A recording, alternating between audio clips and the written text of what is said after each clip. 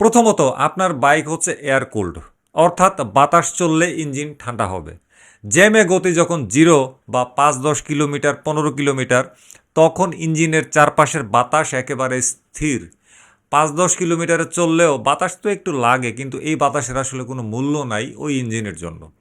এই তপ্ত বাতাস ইঞ্জিন থেকে তাপ সরাতে পারে না, উল্টো একটা হিট ট্র্যাপ তৈরি করে ফেলে। দ্বিতীয়ত, পিস্টন এক্সপ্যানশন।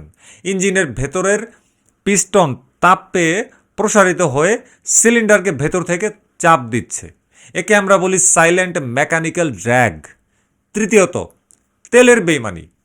অতিরিক্ত হিটে আপনার ইঞ্জিন অয়েল পানির মতন পাতলা হয়ে যায়।